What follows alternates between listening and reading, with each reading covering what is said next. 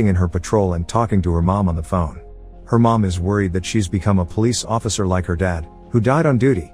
She doesn't want to talk about that on her first day of work, so she ends the conversation. Jessica enters the station with a bit of hesitation. There seems to be no one there, so she goes inside to look. She hears some noises and sees a man in the distance, cursing. Jessica speaks to him, but he tells her to turn around and stop. When he eventually walks over to her, he introduces himself as Sergeant Cohen. He tells her that this isn't the new station, but the old one. She was the lucky rookie to work the last shift there. Cohen explains that all the calls have already been rerouted to the new station. She may have some walk-ups that she should send his way. In case of an emergency, she should call the station. Cohen shows her the kitchen, but tells her not to go into holding.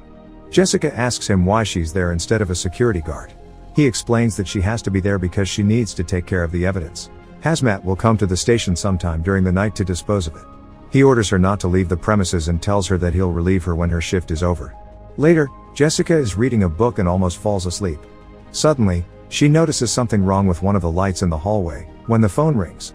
She gets a distress call from a woman saying that she's trapped and that all of the people with her might be dead. When she asks for the address, the woman hangs up.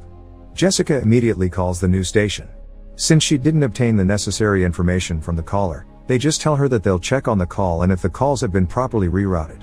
She hears something in holding and walks over to check it, thinking that it might be Cohen.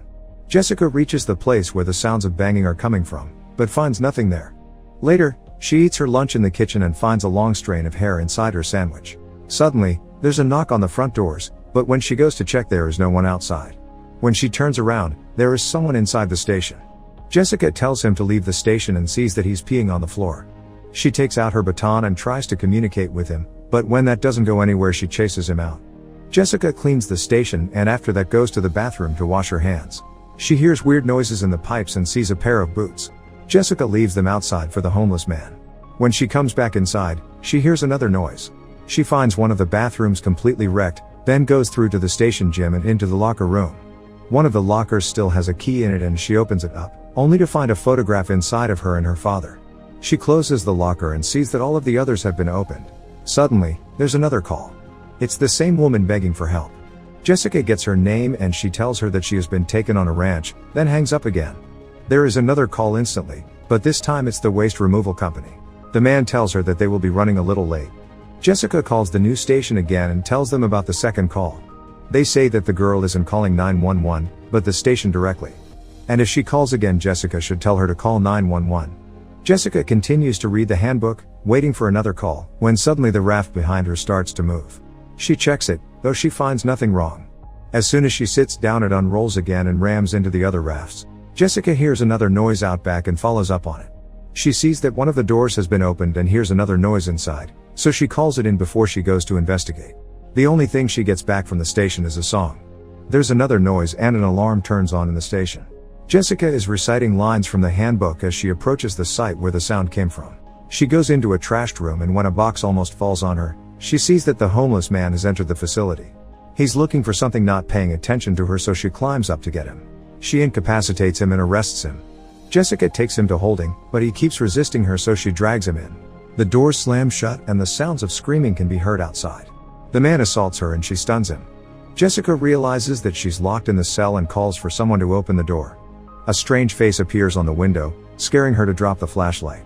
Suddenly, the homeless man has the flashlight and he's aiming it at her. She reminds him that she's armed.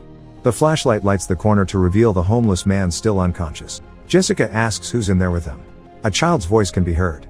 She bangs on the door again and the voice asks her if she wants to get out of there alive. Jessica asks for her flashlight, then everything goes dark again and two figures are seen next to her. The lights come back on and the cell door is open. She goes out and locks the prisoner in, then tries to calm herself down. Later, Jessica calls Cohen and when he doesn't answer she leaves him a message, but doesn't tell him what happened. She pushes back to try and relax, but sees the word "so" etched out on the ceiling. When she checks the doors of the station, she sees a woman outside and tells her to leave. Marigold asks to finish her cigarette there, because she feels safer and Jessica lets her. Before she walks inside, Marigold says that she can tell she's a rookie. She tells her that she was in a cell next to the Paimon murderers that killed themselves in the station, who had kidnapped and slaughtered some girls. Jessica knows about the case because her father got killed on the scene of the crime and she knows that the criminals died there too. Marigold insists that they brought them back alive to the station and she could hear them sing some weird song in the cell next to her. They hung themselves with their bedsheets. Marigold finishes her smoke and leaves Jessica speechless. She patrols the station and finds a switched on TV. The TV plays a police interview with the Paimon brother that had committed the heinous crime mentioned. 2 other TVs come on, playing interviews with the Paimon sisters. John Paimon is seen in a flashback, talking about the devil. The flashback of the interviews continues with the sisters, both saying similar things. John makes an absurd threat on the recording, as if he could be speaking right to Jessica.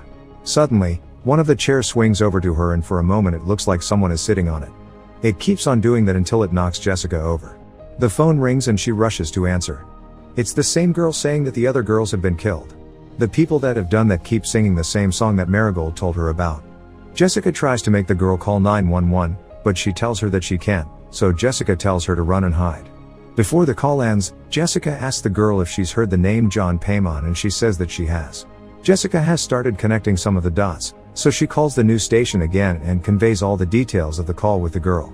She tells the officer on the other side of the call that she thinks that the remaining members of the Paimon family might have her.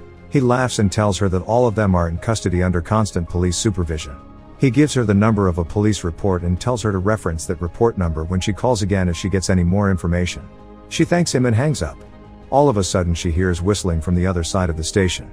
Jessica checks on a room with some office chairs, but gets distracted by more noise. When she looks back, the chairs have been completely rearranged. Jessica has had enough and thinks that the other police officers are playing a trick on her because she's a rookie.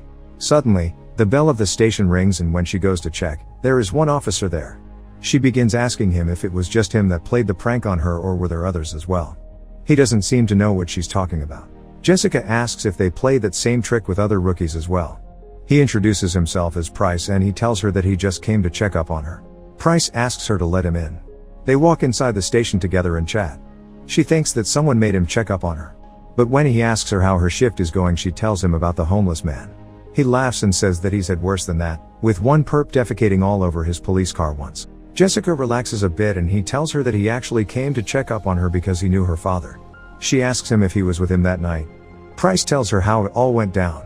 They arrived early at the scene, but they could hear the girls begging for their lives. The 2 of them went inside without backup and her father held the Paimons off, while he managed to get some of the girls out. He tells her that 2 officers died there, including her father. Price says that her dad was a good cop and that he'd be very proud of her. When he turns around she sees a massive hole in his head and as he walks by the window outside, he vanishes. Jessica goes to check where he went and calls after him. Suddenly, she hears voices coming from all around the station, circling her. Suddenly she sees a body being moved inside the hallway. It begins to levitate and it moves in an unnatural way. Jessica hides for a moment, pulls out her gun and when she steps out to check if the man is still there, he's gone. All of a sudden, she hears the homeless man screaming in his cell. He begs to be let out of there and when she asks him what's wrong, he steps aside and shows her the 3 ghosts in his cell. Jessica keeps saying that it isn't real. The man cries and pleads with her not to leave him in there. She hears the song again and when she reaches the place where it's coming from, she sees a group of girls sitting in a circle and singing. The ghost girls turn around to face her with bloody sheets on their faces, while their reflections look normal. The door shuts behind her and they disappear. Jessica hears another racket outside and goes to the evidence room. She finds it completely trashed, with some male clothes placed out in the center. Jessica runs over to the phone and calls Cohen. He asks her why she's calling him and she tells him that she thinks she's seeing things. Jessica doesn't think she'll be able to finish her shift. Cohen belittles her about being afraid and asks her again if she'll be there by the end of the shift. Before he hangs up, he tells her not to call him again. She calls the waste disposal company to ask when they will be there. When the man tells her that he's not sure, she tells him that she'll be waiting for them outside in her squad car. Jessica leaves the station, but the phone rings so she rushes inside. It's the girl again telling her that she's escaped. She tells Jessica that she sees some kind of sign and Jessica keeps her on the line while calling dispatch from her cell phone. The girl says that she knows that she's going to die and Jessica asks her if there is something she could use as a weapon. She disconnects again. Jessica calls the news station and references the number that was given to her earlier. The same officer picks up the phone and tells her that the girl that has been calling the station is dead. Jessica can't believe it. The officer tells her that she was the last Paimon victim and was beaten to death with a bat. He says that maybe some of the members in the Paimon commune might have avoided capture and is paying a sick joke on her, or it might be ghosts. The officer tells her that the Paimons killed themselves in the station and that ever since then there have been strange things happening in the station. A photograph drops behind Jessica and she hangs up the phone. It's a post-mortem photo of her dad. She sees more photos on the ground from the Paimon crime scene of the girls that died there. There is also one of Price. Jessica closes her eyes for a moment hoping it will go away, but when she opens her eyes the photos are arranged neatly in the hallway. Jessica hears screams inside her mind as the mug shots from the Paimon family are seen. Suddenly, the photos catch fire. Jessica wakes up on the hallway floor to her phone ringing. Her mom is on the other line, saying that she's sorry for bringing up her father. Jessica notices her gun is missing.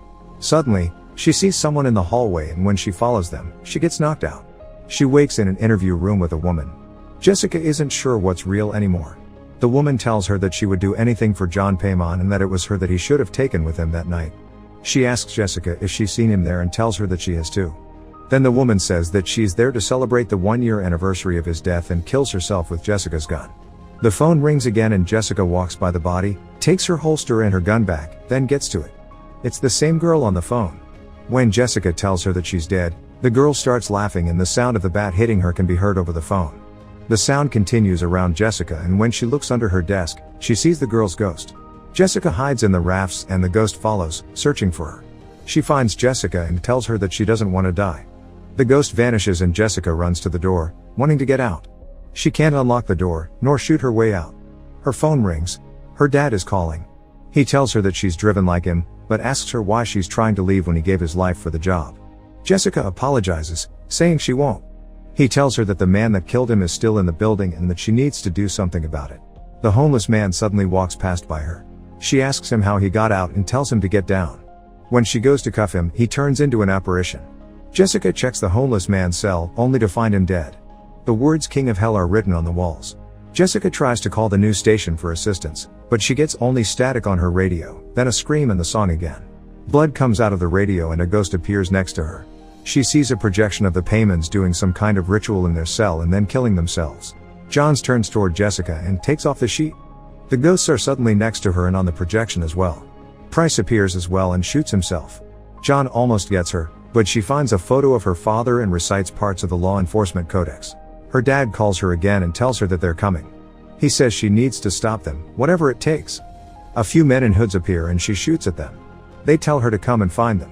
Jessica searches for them and ends up in the evidence room. She hears them again and goes after. Jessica shoots one and continues after the others. She takes out another one and incapacitates another. He starts talking about the devil and she shoots that one as well. Suddenly, she gets shot too. Cohen appears behind her with his gun raised at her. She turns and sees that the man she killed was from the waste disposal company. The real events play out in a flashback. Jessica can't believe it. She's killed all the guys from the company that were supposed to come and take care of the evidence. Cohen calls the situation in, while Jessica sings the Paimon song.